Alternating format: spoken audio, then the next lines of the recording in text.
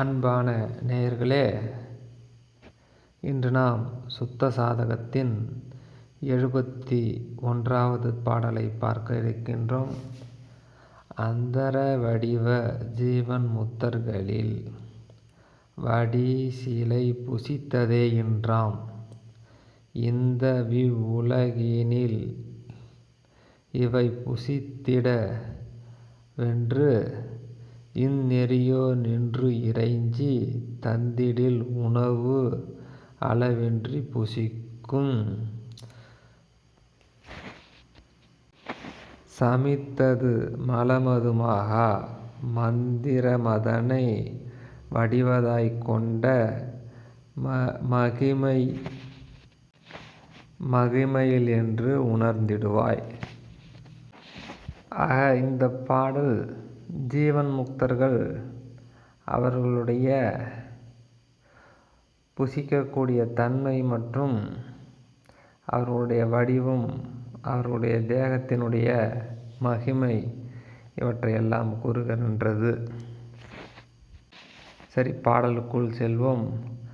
அந்தர வடிவ ஜீவன் முக்தர்களில் வடி சிலை புசித்ததே இன்றாம். இங்கு அந்தர வடிவம் என்பது ஆகாயத்தை போன்ற வடிவம் என்பதை குறிக்கின்றது. ஆக அந்தர வடிவ ஜீவன் முக்தர்களில் வடி சிலை புசித்ததே என்றாம் என்பது இந்த நாம் எல்லாம் புசிக்கிறோமே, இந்த வகையான அந்த புசிப்பை அவர்கள் புசிப்பது இல்லை என்றும், அதற்கு அடுத்த வரி இந்த உலகினில் இவை புசித்திட வென்று இந்நெறியோ நின்று இறைஞ்சி. ஆக இறைஞ்சி என்றால் கேட்டுக்கொள்வது, தாழ்ந்து கேட்டுக்கொள்வது. ஆக இது இந்த வரி என்னவென்றால், இந்த உலகினில் இவை புசித்திட வென்று இந்நெறியோராகிய உலக இயல்பிலே இருக்கக்கூடியவர் இந்நெறியோர் அவர் இந்த ஜீவன் முக்தர்களை கொஞ்சம் உணவு அருந்துங்கள் என்று இறைஞ்சி கேட்டுக்கொண்டால். அதுக்கு மூணாவது, தந்திடில் உணவு அளவின்றி புசிக்கும். சமித்தது மலமதுமாக. ஆக இவர்கள் வேண்டி விரும்பி கொண்டு கொடுத்தாலும் அந்த உணவை ஓரளவுக்கு புசிப்பார்கள். அவ்வாறு அவர்கள் புசித்தாலும் இங்கே சமித்தது என்பது ஜீரணிக்கிறது.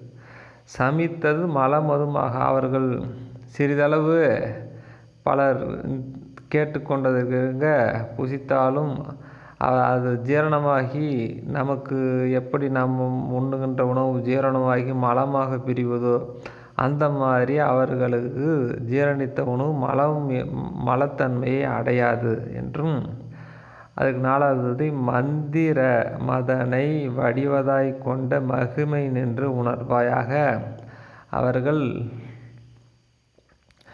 ஓங்கார வடிவம் அல்லது ஆகாயத்தை போன்ற வடிவமாகிய அந்த வடிவத்தை அடைந்ததனால் இந்த மாதிரியான மகிமையை கொண்டு இருப்பார்கள் என்பதை உணர வேண்டும் என்பதாக கூறுகின்றார்.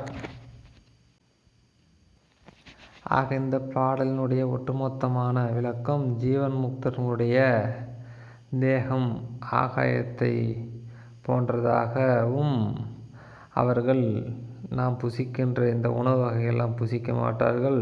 ஒரு கால் உலகத்தவர் வேண்டி விரும்பி கேட்டுக்கொண்டால் அதற்காக ஓரளவை புசிப்பார்கள். அவ்வாறு புசித்தது நமக்கு மலமாக நாம் உண்ணுகின்ற உணவு மாறுகிறது. அந்த மாதிரி அவர்களுக்கு மலமாக மாறி பிரியாது என்றும், இந்த மாதிரியான தன்மைகள் அவர்களுடைய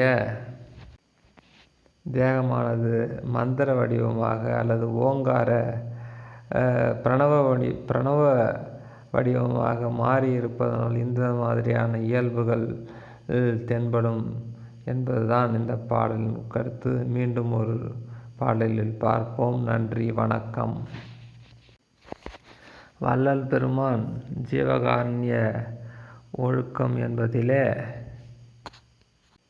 இம்மை இன்ப வாழ்வு, மறுமை இன்ப வாழ்வு, பேரின்ப பெருவாழ்வு என்கின்ற அந்த குறிப்பாக பேரின்ப பெருவாழ்வை அடைந்தவர்களுடைய தேகம் எப்படி எல்லாம் இருக்குமென்று விளக்கி கொண்டு வரும்பொழுது அவர்கள் இந்த இடத்திலிருந்தே எங்கெங்கு நடப்பதையும் அவர்கள் கண் பார்க்கும் என்றெல்லாம் விளக்கி வரும்போது அவருடைய தேகம் ஆகாயத்தை போல் இருக்கும் என்று விவரித்திருப்பார். அதையும் இங்கே கவனத்தில் கொள்ள வேண்டும். நன்றி, வணக்கம்.